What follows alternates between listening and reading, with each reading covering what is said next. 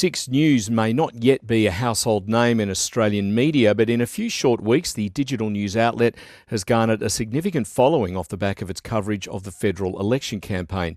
The media company's founder and chief anchor is 14-year-old Melbourne high school student Leo Puglisi, who actually launched his venture back in 2019 when he was still in primary school.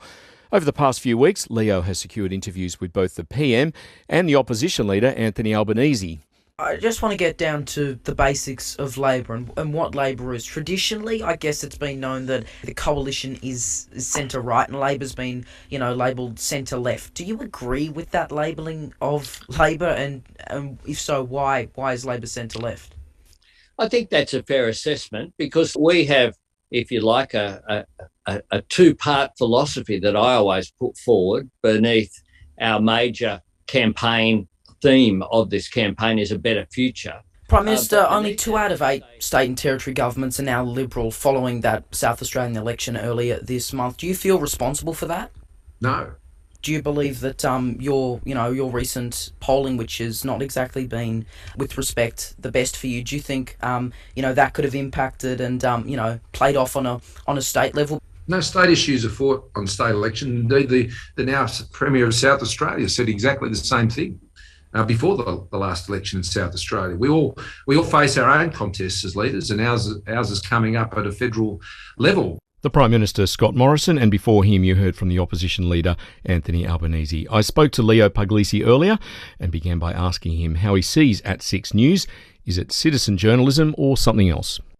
I would describe it as just getting down to old school journalism, as a couple of other people have said. We're independent, we're unbiased, and we try to make sure we're as transparent as possible. We've got our editorial policies. They're all available online for free. We have as many ways to contact us as possible so people can actually criticise us or give us feedback or call us out if we get something factually wrong or if they think we're biased. And I want to hear that feedback. But yeah, I just think we're the basics of journalism, and it just happens to be delivered by a few younger faces.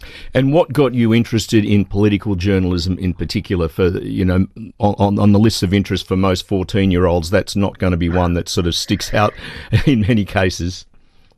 Yeah, well, look, I guess to start, the journalism thing for basics came from a combination of liking English, liking, movie making. If I was doing some editing in school for a school project on iMovie, I'd do a quick video, and public speaking. I did debates at primary school. I still do them now.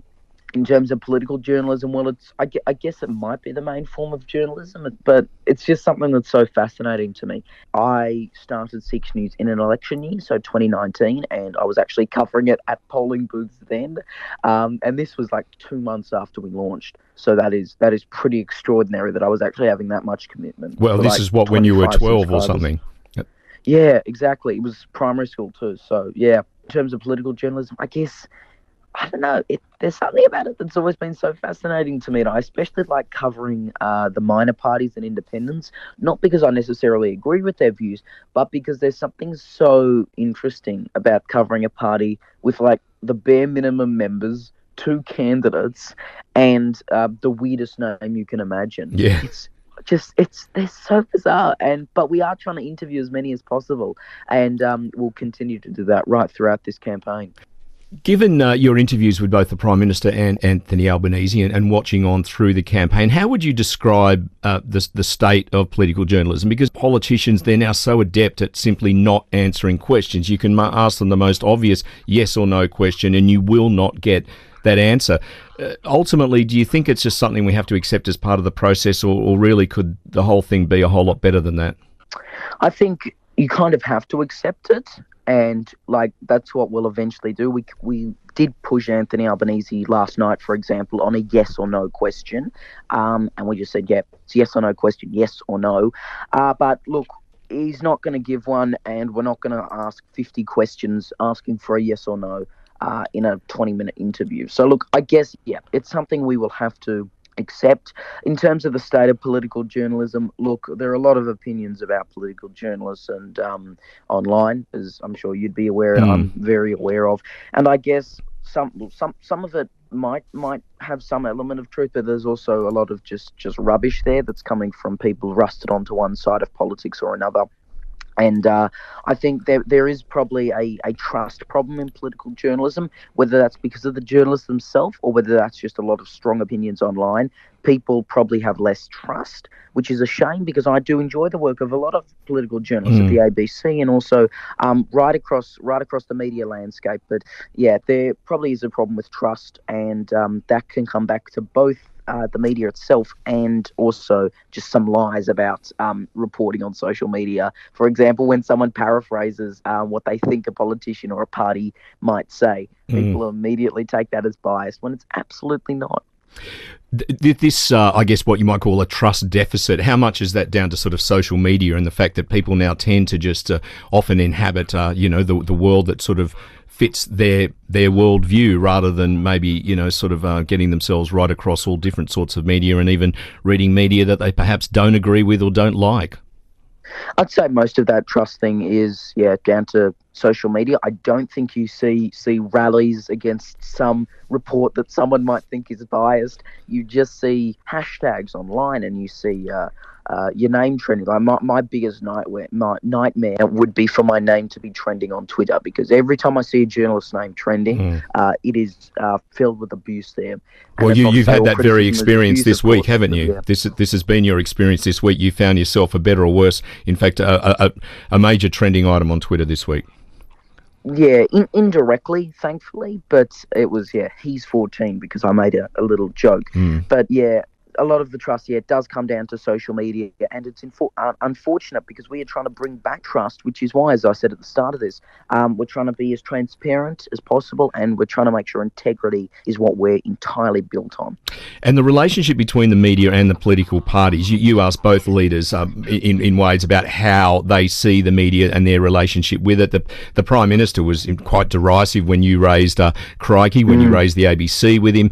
Anthony Albanese equally made mention of some elements of the Murdoch media, and particularly Sky After Dark. Do you think they've got cause for complaint? Do you think there is a level of polarisation in the media as well as within the audience?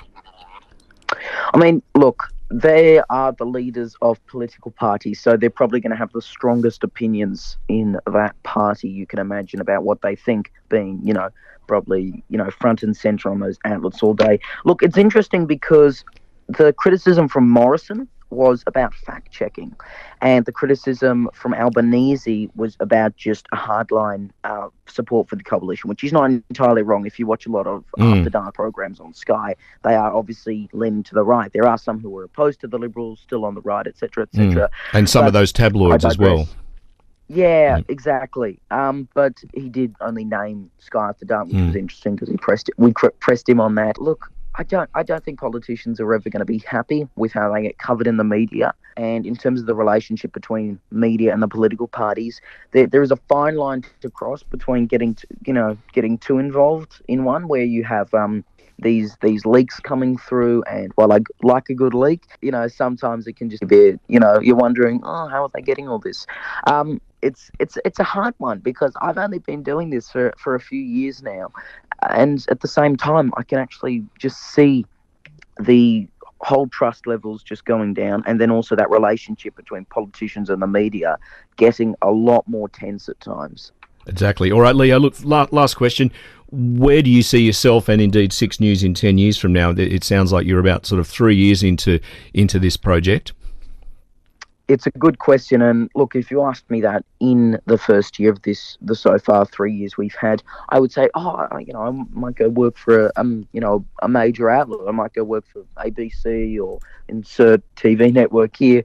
But I guess seeing the amount of support and I guess appetite for independent and unbiased news, and especially on digital platforms, digital only, when we are made for the digital age. We may as well, keep it going. And that's why 6 News, we're a trademarked name. We are only continuing to build up. And I reckon this election might be a a good defining point for that, because you'll just see how we can actually compete, not necessarily with the live offerings on the ABC. I mean, I can't compete with Anthony Green, but in terms of the digital offerings from the networks, because they always do specific digital content, but they are doing that from a TV perspective. We are doing a digital content from a digital perspective, from people who are growing up in this digital age. Emerging journalist Leo Puglisi speaking to me a little earlier, and he and his colleague Roman McKinnon, as you may have heard there, have both now interviewed both the Prime Minister Scott Morrison and the opposition leader Anthony Albanese throughout the campaign. Leo heads up at 6 News.